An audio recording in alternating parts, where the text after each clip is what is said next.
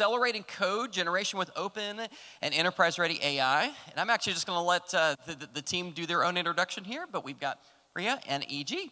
Appreciate it. Ready.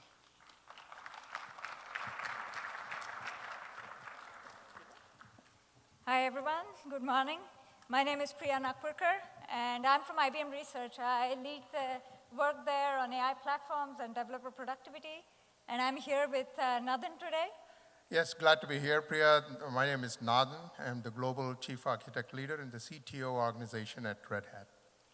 And we are here to talk about a really exciting early collaboration between IBM Research and Red Hat on bringing the power of generative AI to enterprise use cases that are important to us. So I'll start by talking a little bit about what's so exciting, what's this thing called foundation models and generative AI.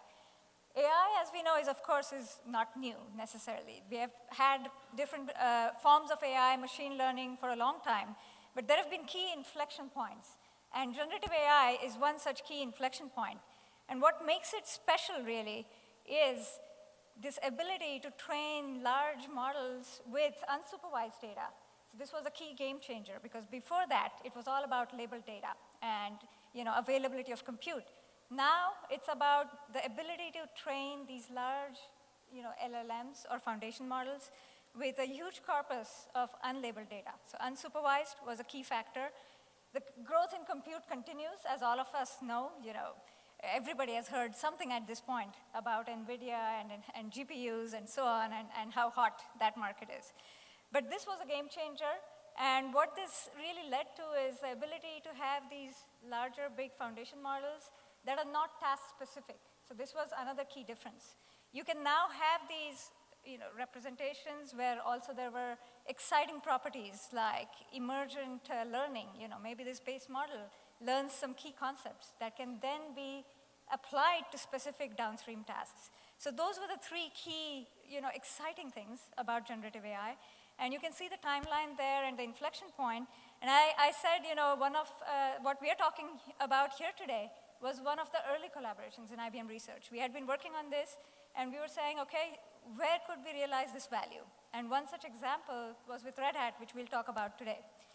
Now, you all must have experienced the recent explosion in just what people are saying about this. It's all been related to natural language. We have heard about GPT, ChatGPT, which was actually, in a way, a good thing, because before that, this was not in everybody's general consciousness necessarily.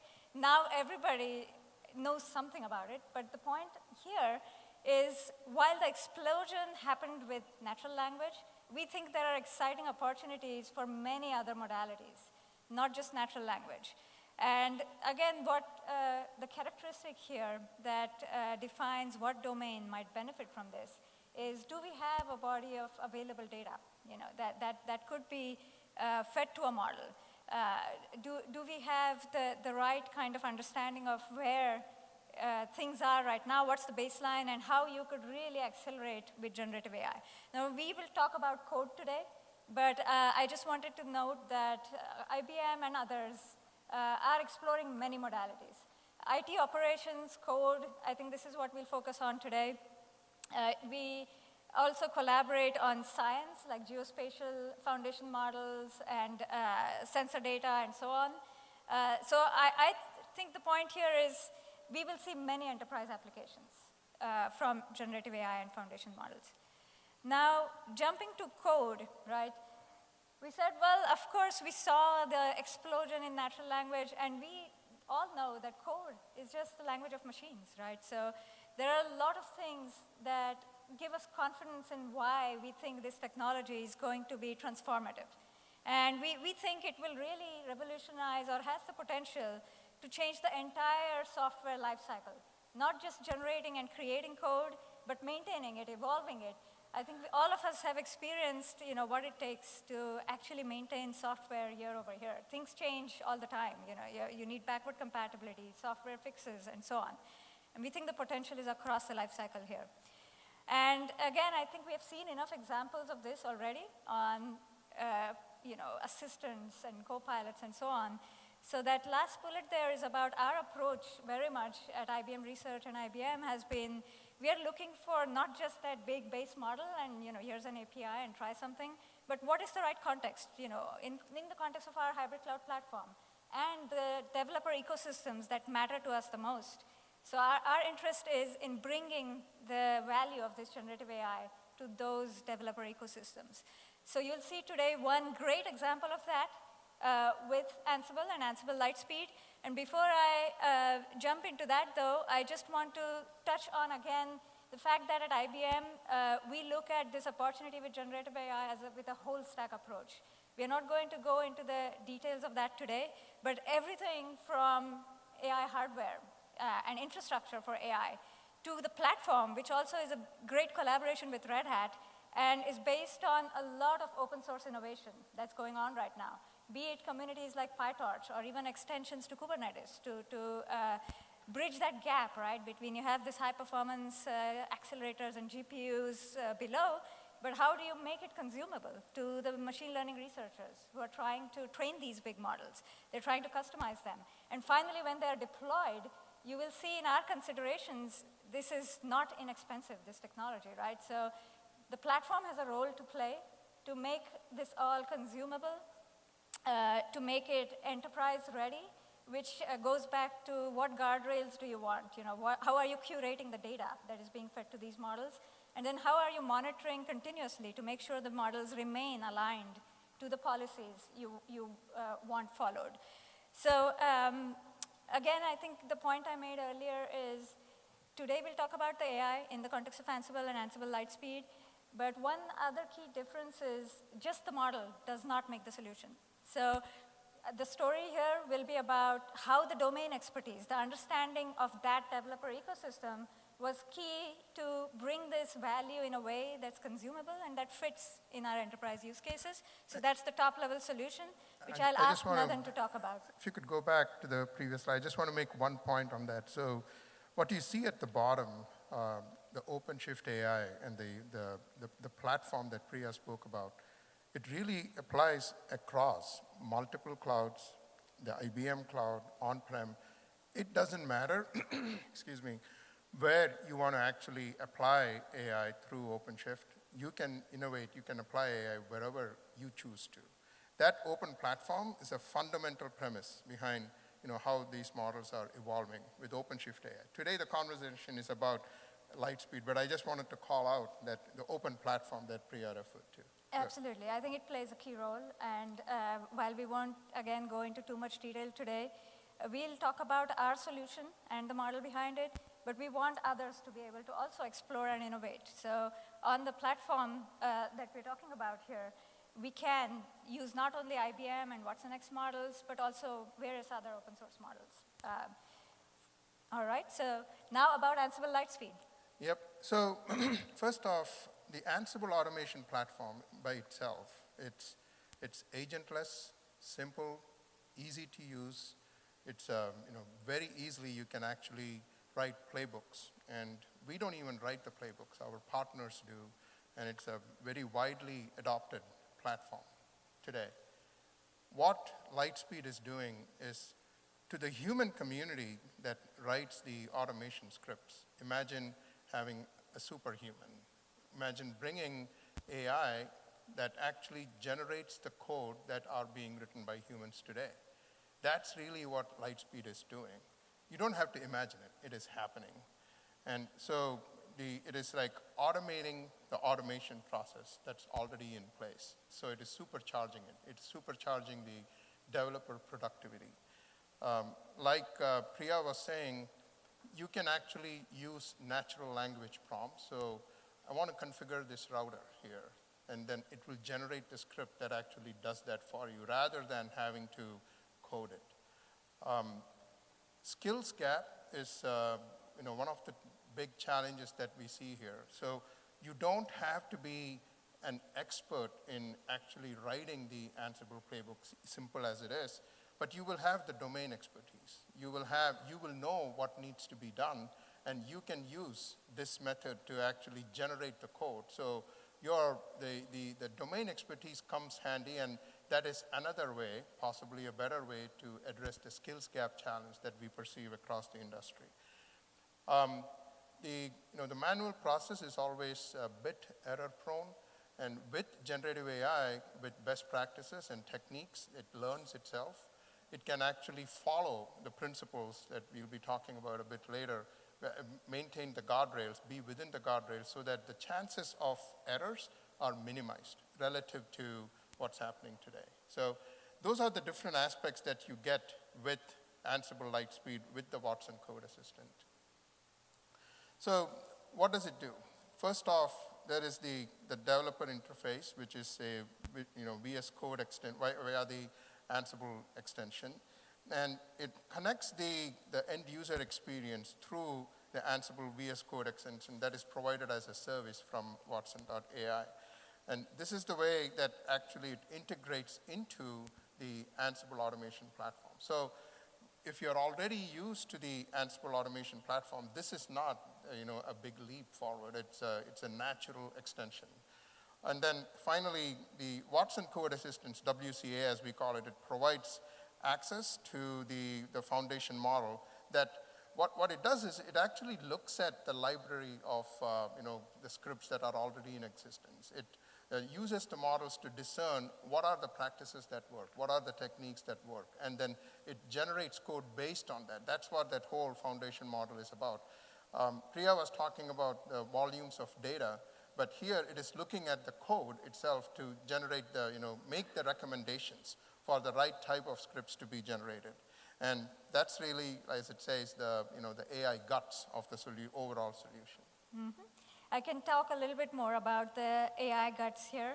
As I said before, one of the values of foundation models is you benefit from some of these larger base models, we'll call them, but then you really have to think about what do I want this model to do? I mean, certainly we don't need our model to write poetry.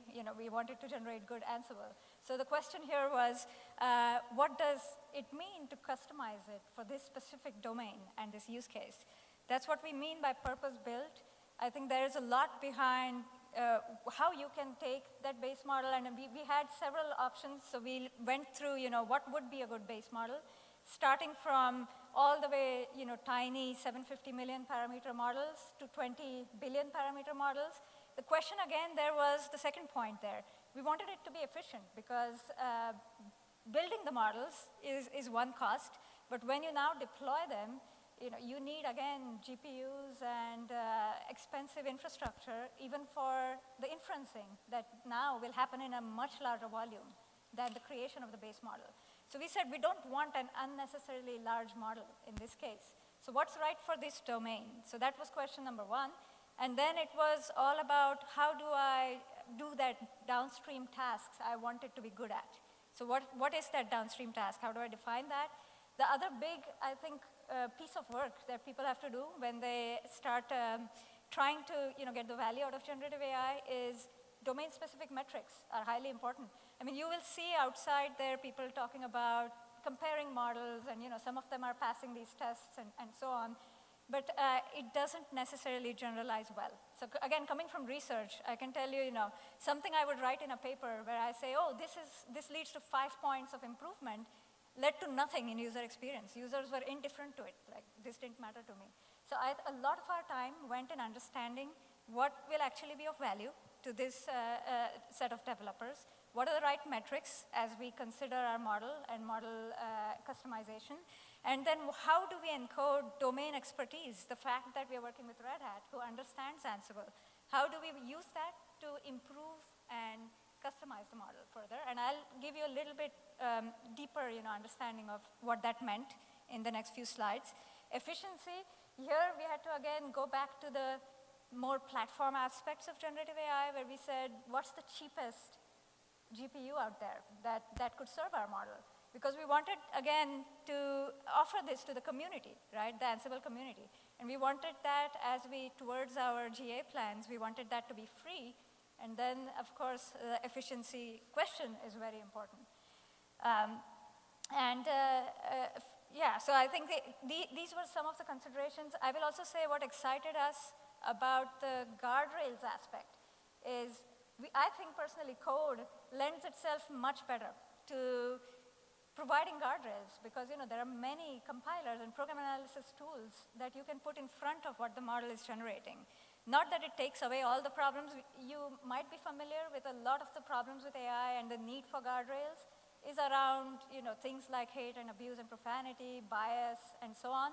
And so on the last point there, what we thought was, hey, we are dealing with code, so there should be novel approaches to reducing possible ill effects from what the model might generate.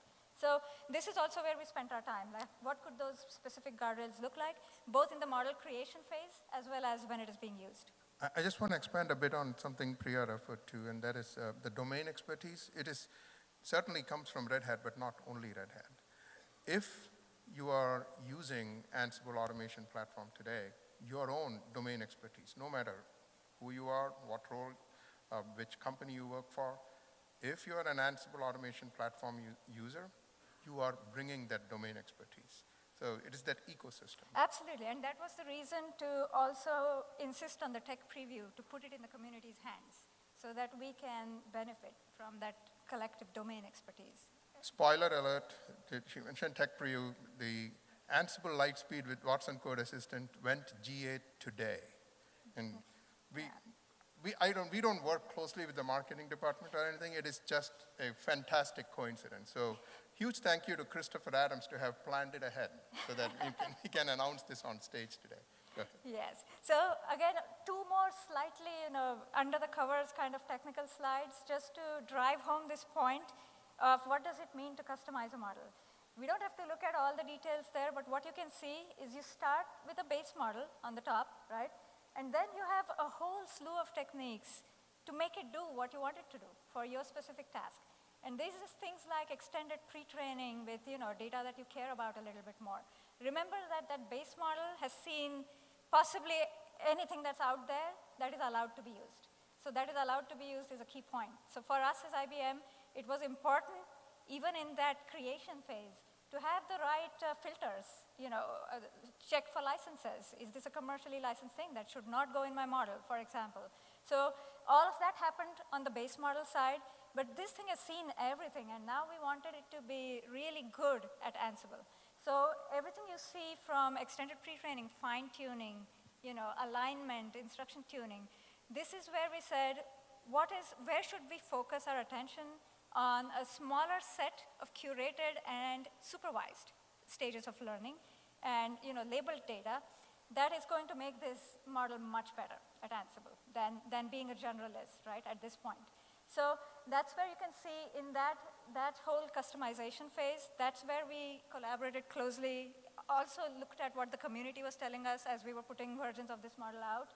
And then also on the bottommost part, as this model is generating output, we applied that notion of post-processing. There is a linter already. Can we improve it to correct whatever the model is producing?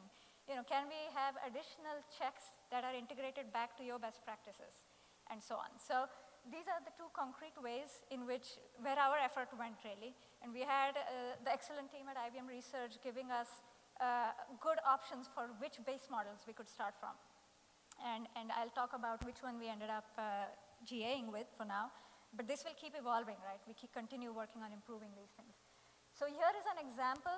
Again, I said only two slightly more detailed charts here, but you can see a list of things we focused on for the supervised data set for fine-tuning and customizing the model. So these we considered high-quality sources of good Ansible, and we said, okay, let's improve the model using these. And you can see that even compared to the base architecture, StarCoder is a popular one out there based on big code. We said, okay, if we started with that, but then if we improved it, the orange bar has had the benefit of all this fine-tuning and alignment phase. And I talked earlier about the importance of specific metrics. We came up with those two. We said module match, parameters and keys. How closely are you generating what you need? And let's evaluate it based on that, not some generic human eval out there. So that's, again, just to drive home the point that these are some of the under the covers, how we realize the value in a specific enterprise setting, even I will say, and how this can be, I think, much better and give you what you need, really, over something you might just go out there and find and try to fit into your solution.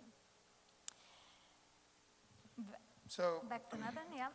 so this is actually talking about, how the AI capabilities can apply across the life cycle. First off, if there is something routine in IT, it has to be automated, period. So that's where the creation starts about, okay, what needs to be automated, the creation of the scripts, the playbooks, and so on. And when doing that, imagine having a trusted advisor saying, these are the recommended areas where you can go about automating it and how with recommended code segments. So that's where there are multiple task suggestions as well as the foundation model trained on the Ansible data sets. I do want to talk about that a bit more where when we try to identify what is working, what's not working, the best practices and so on, it's usually through a conversation, through work groups, through having maybe code reviews and so on. You discern that manually over time. But with the foundation models, you're actually able to get to it much, much faster at light speed.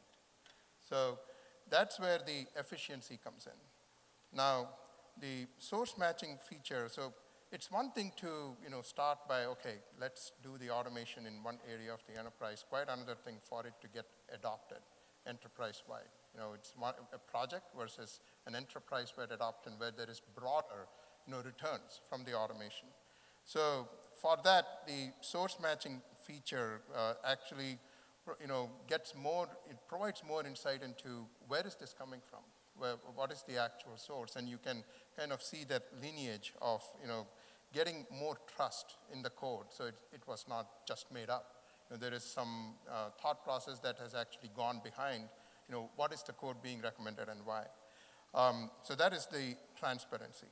Now, when it comes to the maintenance, it actually integrates natively into the Git repos, which actually helps because you don't want to just have code generated and kind of lie in isolation. It has to work with the existing repositories. And that's why it makes it easier for teams to maintain, to review, to test, and continuously improve. So that's that overall life cycle where the AI capabilities augment and they become a catalyst for doing automation better and automate the automation. Yeah, I will give you a quick glimpse, again, not very detailed, but what it looks like right now. So with the GA that Nadhan also mentioned, we are supporting multitask generation. So in a playbook, within a playbook, you can just with a natural language prompt have multiple tasks generated for you. This is still intended to be very interactive, right? So assumption is maybe you'll go and correct some things in there, and then you will be ready to move on to the next set of tasks. Now, I think under the covers here again, code is interesting. Often when you want to generate multiple tasks like this or an entire playbook, you're going to need much larger context lengths, for example, to feed to the model. So this is, again, I'll say continues to evolve. So we want to make it better and better, do more for you. Right now, it is already at this stage, which we think is already enhancing productivity quite a bit and enabling that interactive, okay, you correct it, you go on, and hopefully it generates as much of the content that you don't frankly care about, the boilerplate stuff, right? Maybe you just apply your domain expertise on top of that. That's the multitask generation. The other exciting feature that we want to bring soon is what we are calling tuning it or customizing this further to your own internal either context. You might have playbooks, you might have best practices, and we think you can, using those same techniques that I talked about earlier, you can further customize this model to be better for your specific context. We have seen some concrete examples here.